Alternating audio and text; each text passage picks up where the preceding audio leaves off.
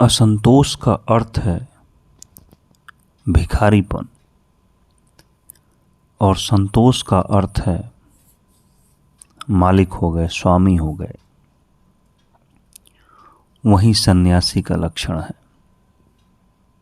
वह संतुष्ट है हर हाल।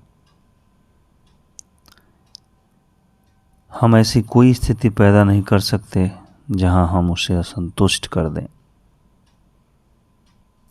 क्योंकि हर स्थिति में वह शुभ को देखेगा, हर स्थिति में उसके हाथ को पहचान लेगा।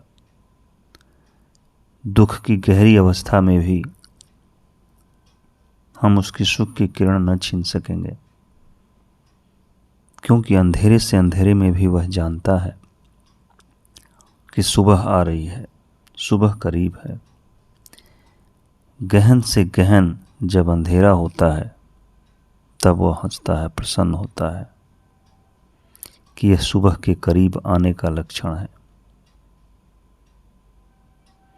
हम उस अंधेरे में नहीं डाल सकते। उसे हर अंधेरे में, बादल में भी चमकती हुई बिजली की शुभ्रता दिखाई पड़ती है। गहरी से गहरी दुख की अवस्था में भी हम उसका सूत्र नहीं छीन सकेंगे। उसके संतोष का धागा उसके हाथ में है। वह सभी को स्वीकार करता है। उसने परम स्वीकार धारण किया हुआ है। इसीलिए तो नानक जी कहते हैं, मुद्रा बनाओ योगी।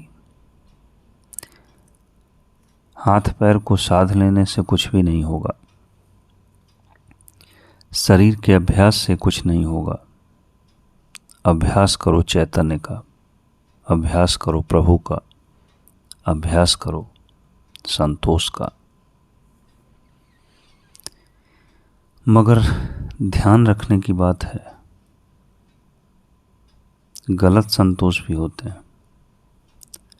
गलत संतोष असहाय अवस्था का है, मजबूरी है,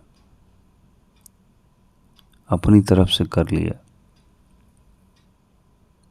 एक व्यक्ति एक जंगल से यात्रा कर रहा था, एक मित्र भी साथ में थे। दोनों अपनी बैलगाड़ी में जा रहे थे कि अचानक डाकुओं ने हमला किया। कोई 50 कदम पर डाकू खड़े थे बंदूक लिए, और उन्होंने कहा, रुक जाओ। व्यक्ति ने तत्क्षण अपने खीसे से 500 रुपये निकाले और मित्र को दिए कि भाई, तुमसे जो कर्ज लिया था उसका निपटारा कर लो, हिसाब साफ हो गया। हमारा संतोष ऐसे ही अवस्था में होता है जब हम पाते हैं कि अब कुछ करने को बचा नहीं, सब जा रहा है, सब जा ही चुका है। तब हम छोड़ते हैं। असल में हम छोड़ते नहीं हैं, हमसे छीना जाता है। और जब हमसे छीना जाता है तब कैसा संतोष। जो छोड़ता है वह संतुष्ट हो सकता है, जिससे छीना जाता है वह ऊपर से कितनी ही मुद्रा साधे, भीतर तो असंतोष है। वह ऊपर से कितना ही कहे सब ठीक है, लेकिन उसके सब ठीक में भी हम स्वर को सुन लेंगे कि वह क्या कह रहा है, कुछ भी ठीक नहीं है। संतोष की सही रूपरेखा है कि पहला तो यह भाव कि जो मुझे मिला है वह पहले से ही ज़रूरत से ज़्यादा है।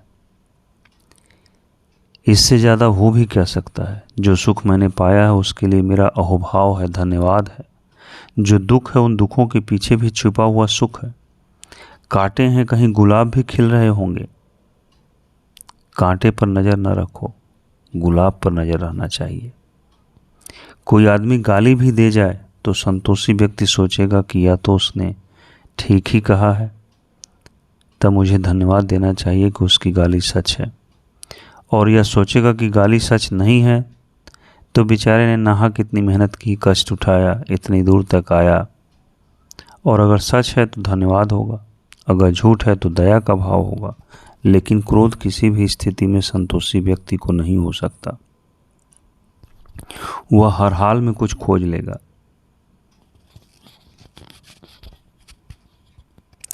दो फकीर जापान में हुए। दोनों वर्षा काल के लिए अपने झोपड़े पर वापस लौट रहे थे। 8 महीने घूमते थे और भटकते थे, गांव गांव उस परमात्मा का गीत गाते थे, वर्षा काल में अपनी झोपड़ी पर लौट आते थे। गुरु बूढ़ा हो गए थे, जवान शिष्य था। जैसे ही वे करीब पहुँचे, झील के किनारे अपने झोपड़े के देखा कि छप्पर जमीन पर पड़ा है। जोर की आंधी आई थी रात, आधा छप्पर उड़ गया है। छोटा सा झोपड़ा, उसका भी आधा छप्पर उड़ गया है, वर्षा शीर्ष पर है। अब कुछ करना भी मुश्किल है, दूर जंगल में यह निवास है।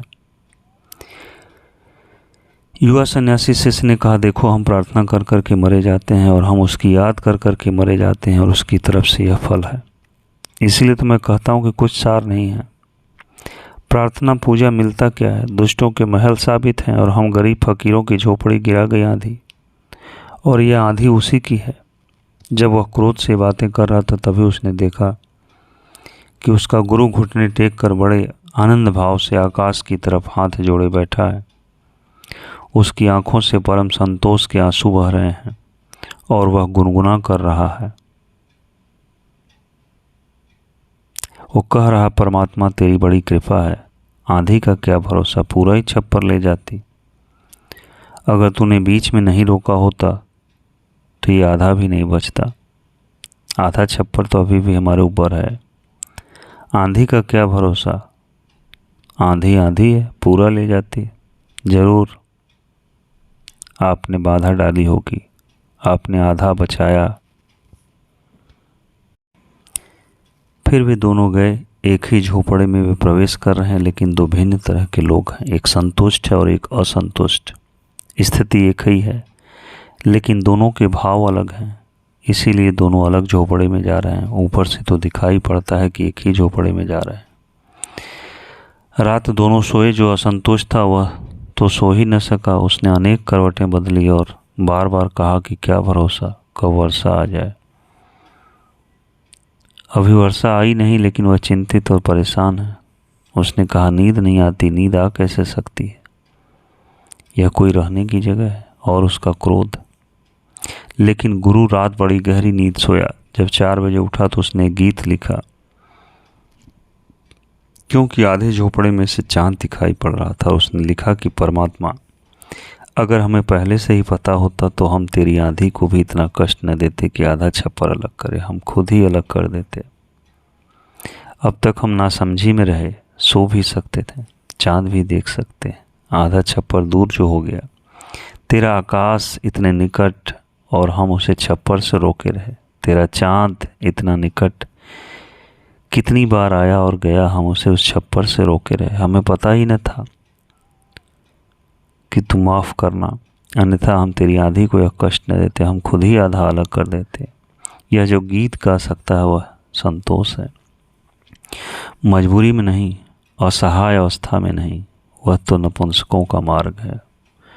वे तो हमेशा ही ऐसा कहते हैं।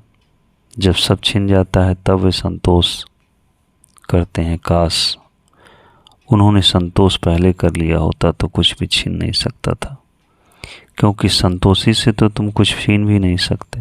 तुम छीनो, लेकिन तुम संतोषी से कुछ नहीं छीन सकते। हम उसका संतोष नहीं छीन सकते। हम उसका क्या छीनेंगे उससे? हम उससे सब छीन लेंगे, लेकिन संतोष तो वही रहेगा जहाँ था, क्योंकि उसकी संपदा भीतरी है। नानक जी कहते हैं, संतोष की मुद्रा बना, लज्जा की मुद्रा बना योगी, प्रतिष्ठा की झोली बना। वे भीतर के संकेत दे रहे हैं। असल में गोरखनाथ ने भी वही कहा था। बाहर के संकेत भीतर की याददाश्त के लिए थे। भीतर की बात तो भूल गई, कमीज में लगी गांठ हाथ में रह गई। यह भूल ही गए कि बाजार लेने क्या गए थे। यह भी भूल गए कि गांठ इसलिए लगाई गई थी कि बाजार में कुछ याद रखना है। बस गांठ हाथ रह गई। अब गांठ को ढो रहे हैं। गांठ अपने आप में बोझ है। लज्जा शब्द बहुत गहरा है। बहुत पश्चिम की भाषाओं में ऐसा कोई शब्द नहीं, क्योंकि लज्जा एक पूरब की अपनी अनूठी खोज है। लज्जा को हमने स्त्रैण व्यक्तित्व की आखिरी परम अवस्था माना है।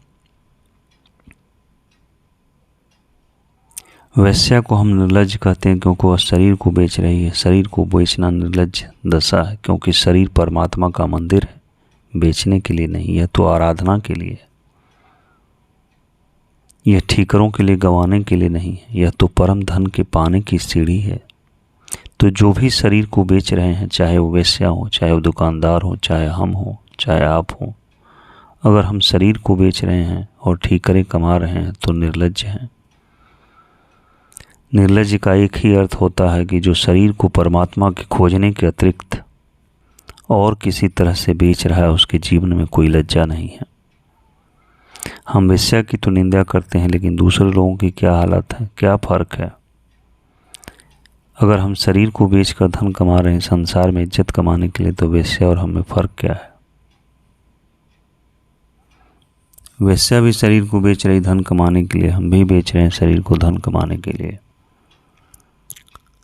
लज्जा की अवस्था का अर्थ है शरीर को धन के लिए नहीं बेचना है। वह परमात्मा का मंदिर है, उसमें परमात्मा कभी अतिथि बनेगा। उस परमात्मा के लिए प्रतीक्षा सिखानी है, वह प्रतीक्षा है। उसने परमात्मा कभी अतिथि बनेगा, और वह प्रतीक्षा निश्चित ही वैसी ही होनी चाहिए जैसे प्रेयसी अपने प्रेमी के लिए करती है। और जब प्रेमी पास आता है तो प्रेयसी घूंघट डाल लेती है, छिपती है, प्रेमी के सामने अपने को प्रकट नहीं करती, क्योंकि प्रकट करना तो निर्लज्ज अवस्था है। छिपाती है, प्रेमी के लिए प्रतीक्षा करती है, प्रेमी को निमंत्रण भेजती है। जब प्रेमी पास आता है तो अपने को छिपाती है, क्योंकि प्रेमी के सामने प्रकट करना तो अहंकार होगा। सब प्रकट करने की इच्छा, एग्जीबिशन ही अहंकार है। परमात्मा के सामने क्या हम अपने को प्रकट करना चाहेंगे? हम परमात्मा के सामने तो छिप जाएंगे, ज़मीन में गड़ जाएंगे। हम तो परमात्मा के सामने घूंघटों में छिप जाएंगे। परमात्मा के सामने अपने को प्रकट करने का भाव तो अहंकार है। वहाँ तो हम प्रेयसी की भांति जाएंगे, पंडित की भांति नहीं। वहाँ तो हम ऐसे जाएंगे कि पदचाप भी पता न चले। वहाँ तो हम चुपे चुपे जाएंगे, क्योंकि हमारे पास है क्या जो दिखाएं। लज्जा का अर्थ है कि क्या है हमारे पास जो दिखाएं, कुछ भी तो नहीं है दिखाने के लिए, इसलिए छिपाते हैं। इसलिए भारत में जो भी स्त्री का परम गुण हमने माना है वह लज्जा है। इसलिए भारत की स्त्रियों में जो एक ग्रेस, एक प्रसाद मिल सकता है, वह पश्चिम की स्त्रियों में नहीं मिल सकता, क्योंकि पश्चिम की स्त्री को कभी लज्जा सिखाई नहीं गई। लज्जा दुर्गुण मालूम होती है, उसे दिखाना है, प्रदर्शन करना है, उसे बताना है, उसे आकर्षित करना है बात कर, जैसे बाजार में खड़ी है। पूरब में हमने स्त्री को लज्जा सिखाई है, छिपाना। इससे घूंघट विकसित हुआ। घूंघट लज्जा का हिस्सा था, फिर घूंघट खो गया। जैसे ही घूंघट खोया, लज्जा भी खोने लगी, क्योंकि घूंघट लज्जा का हिस्सा था, वह उसका बाह्य अंग था। अब हमारी स्त्री भी प्रकट करके घूम रहे हैं, चाहते हैं लोग देखें, सच समझकर घूम रही हैं। नानक कहते हैं परमात्मा के समान ही हमारी लज्जा वैसी ही है जैसे प्रेमी के सामने प्रेयसी की होती है। वो अपने को छिपाएगी। दिखाने योग्य क्या है, इसलिए लज्जा। बताने योग्य क्या है, इसलिए लज्जा, इसलिए घूंघट। परमात्मा के सामने तो हम बेचने को नहीं गए हैं अपने को। परमात्मा के सामने तो हमारे पास क्या है दिखाने को। इसलिए परमात्मा के सामने जो यह प्रेयसी की तरह जाएंगे, कंपते पैरों से कि पता नहीं स्वीकार होंगे या नहीं, संकोच से कि पता नहीं उसके योग्य हो पाएंगे कि नहीं। लज्जा बड़ी विनम्र दशा है, और उतनी विनम्रता से कोई उसके पास जाएगा तो अंगीकार होगा ही। और वो भक्त जितना अपने को छिपाता है उतना आकर्षक हो जाता है परमात्मा के लिए। और जो भक्त अपने को जितना खोलता है, ढोल पीटता है कि देखो मैं पूजा कर रहा हूँ, देखो मैं प्रार्थना कर रहा हूँ, देखो मैं मंदिर जा रहा हूँ, देखो मैं कितने जप तप कर रहा हूँ, वह उतना ही दूर हो जाता है, क्योंकि यह कोई अहंकार नहीं है। परमात्मा से मिलन एक निरहंकार चित्त की बात है। तभी तो नानक जी कहते हैं संतोष और लज्जा की मुद्रा बनाओ, प्रतिष्ठा की झोली धारण करो। हम जब तक परमात्मा के साथ खड़े न हो जाएं, तब तक प्रतिष्ठित नहीं हो।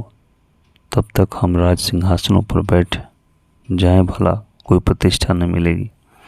इस प्रकार की कोई प्रतिष्ठा नहीं है, क्योंकि संसार में तो सब लहरों का खेल है। 4 दिन बाद कौन हमें याद रखेगा? आज भी जब हम सिंहासन पर हैं, कौन हमारी फिक्र करता है? सिंहासन पर बैठे लोगों की हालत देखो, जहाँ जाएं वहाँ जूते फेंके जाएं, जहाँ जाएं वहीं पत्थरों से स्वागत हो। अगर हमने फूल चाहे तो पत्थर मिलते हैं, अगर हमने आदर चाहा तो अपमान मिलता है। जब जबरदस्ती पद पर बैठे हैं तो कोई न कोई हमारी टांग नीचे खींचता ही रहता है। नानक कहते हैं, प्रतिष्ठा की झोली धारण करो और यह अकड़ अहंकार की झोली लेकर मत चलो। निरहंकार, लज्जा और संतोष और हमारी जड़ें परमात्मा में पहुंचने लगेंगी। ध्यान की विभूति बनाइए। योगी राख लपेटने से कुछ भी नहीं होगा, भीतर ध्यान को उपलब्ध करो, वही हमारी राख है, उसी को हम लपेटें। मृत्यु को गुदड़ी बनाओ कि उसकी याद बनी रहे सदा। जिसको मृत्यु की याद बनी रहती है वह परमात्मा को नहीं भूल सकता, और जिसको मृत्यु भूल गई वह परमात्मा को भूल जाएगा। और हम सब मृत्यु को बिल्कुल भूल कर रहते हैं। हम ऐसा मान कर चलते हैं कि हमें मरना ही नहीं है, इसलिए तो परमात्मा की याद भूल जाती है। मृत्यु को गुदड़ी बनाओ, योगी काया को कुमारी